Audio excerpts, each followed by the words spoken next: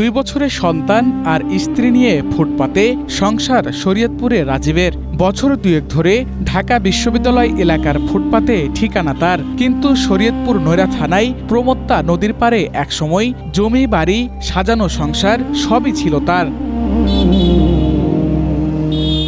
সর্বনাশা পদ্মার উত্তাল ঢেউ কেড়েছে সবই।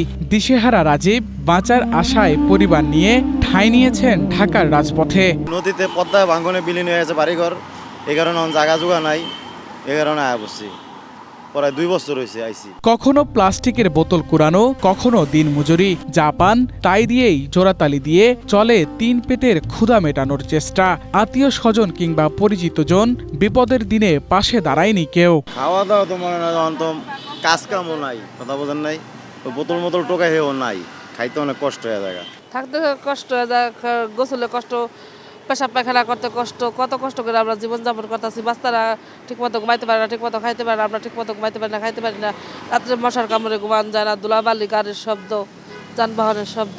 শহরটা যখন আলোয় ঝলমল করে, তখন রাজীবের ফুটপাতের সংসারে নেমে আসে ঘুটঘুটে অন্ধকার। প্রচণ্ড গরম, মশার কামড় কিংবা হঠাৎ বৃষ্টি। ছোট শিশুটিকে নিয়ে কাটে একটি দুর্বিষহ রাত।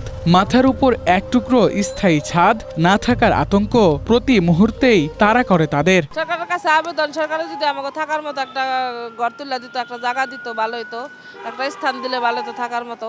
কত আসতে এখন তো কত মানুষের দেয়, কিন্তু আমরা তো পাইলাম না, আমগর তো দিল না। পদ্মা নদী হয়তো রফিকের সব কেড়ে নিয়েছে, কিন্তু তার বেঁচে থাকার লড়াই আর সন্তানের মুখের দিকে তাকিয়ে ঘুরে দাঁড়ানোর ইচ্ছাটা এখনো কেড়ে নিতে পারেনি। পদ্মার নদী ভাঙ্গনে নিঃস্ব পরিবারটির ঠিকানা এখন গন্তব্যহীন। সাহায্যের আবেদন জানিয়েছেন সরকারের কাছে। ইসমু আহমেদ, এশিয়া পোস্ট।